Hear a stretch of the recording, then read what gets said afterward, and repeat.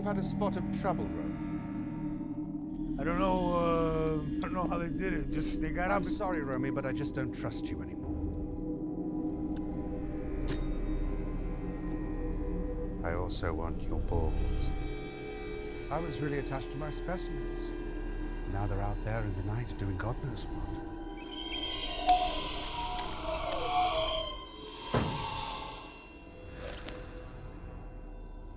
Where's the shit?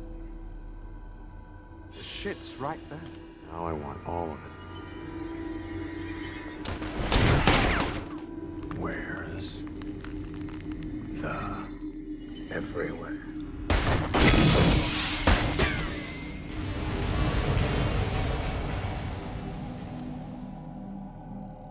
Directed by Robert Rodriguez, Planet Terror is an amazing homage to 70s grindhouse schlock, featuring an awesome cast including the likes of Josh Brolin, Bruce Willis, Naveen Andrews, Tom Savini, Rose McGowan, Michael Biehn, Quentin Tarantino, and Michael Parks. It chronicles the release of a bioweapon that wreaks havoc on the country. Well, Planet Terror is a movie that I started about 10 years ago. I always wanted to do a zombie movie. Robert and I share many things. Our love of Jaws, our love of John Carpenter movies, and our love of zombies. Inspired by Cinema Revolt, the film was distributed as part of Grindhouse, a double-feature theatrical presentation that also featured Quentin Tarantino's Death Proof, and various fictional movie trailers directed by Rodriguez, Edgar Wright, Jason Eisner, Eli Roth, and Rob Zombie. Rodriguez and Tarantino came up with the idea for their double feature while they were screening old Grindhouse movies together, but the story about a biochemical outbreak was conceived back in 1998 when Rodriguez was working on The Faculty. So we're both had our first film out, and we're kind of doing the festival circuit together. And we ended up being on panels about violence in the movies in the 90s, exactly. even though it was only 92. We both kind of made exploitation movies and ended up in film festivals as high art.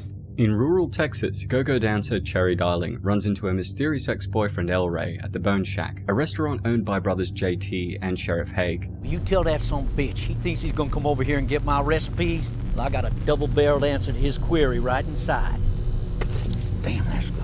At the same time, the twisted Lieutenant Muldoon and his men make a transaction with chemical engineer Abby for mass quantities of DC2, a deadly biochemical agent. The lieutenant and his men were essentially infected with DC2 in Iraq and need to constantly inhale the gas to prevent them from transforming into monsters. But when Muldoon learns that there's an extra supply, he attempts to double-cross Abby, causing the gas to be released into the air, which begins mutating the town's residents into zombies. No! Please! No!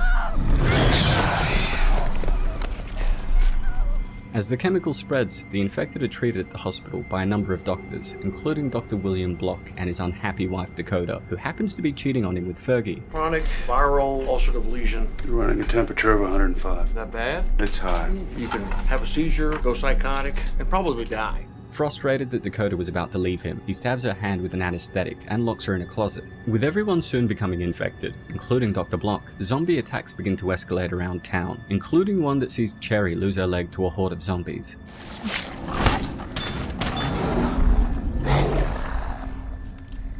Attaching a wooden table leg to her stump at the hospital, El Ray and Cherry fight their way out and take refuge at the Bone Shack while Dakota escapes in her car. Retrieving her son Tony, she takes him to her estranged father, Texas Ranger Earl McGraw, who has appeared in the Rodriguez-Tarantino shared universe multiple times. After a missing reel segment, Dakota, Earl, Cherry's former boss Kip, and Tony's crazed babysitter twins also arrive at the shack. With Haig badly injured, they decide to flee to the Mexican border, but are overrun by zombies. While Muldoon's men arrive and kill the infected, they then hold the group captive.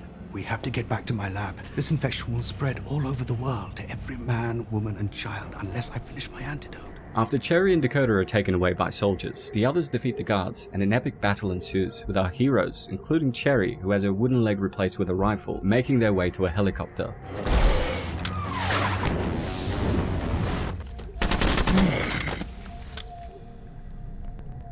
Unfortunately, JT is forced to stay behind to facilitate their escape. Abby dies and El Ray is fatally wounded, leaving Cherry to lead the remaining survivors to the Caribbean, where they start a new society during the worldwide zombie outbreak. It's also revealed that Cherry has given birth to El Ray's daughter.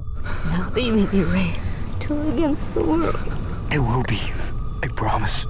I never miss.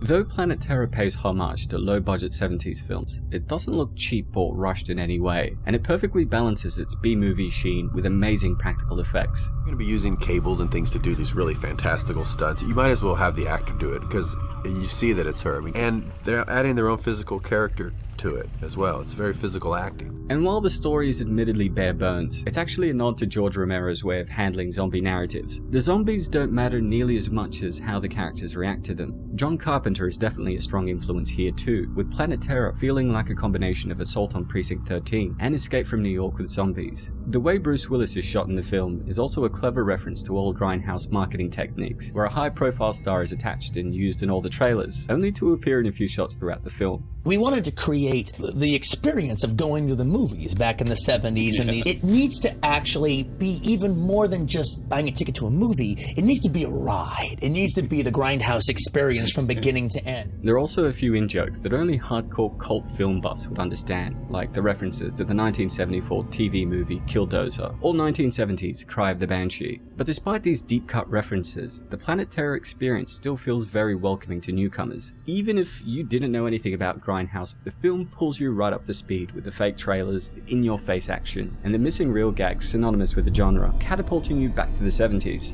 If you're gonna hire Machete to kill the bad guy, you better make damn sure the bad guy isn't you.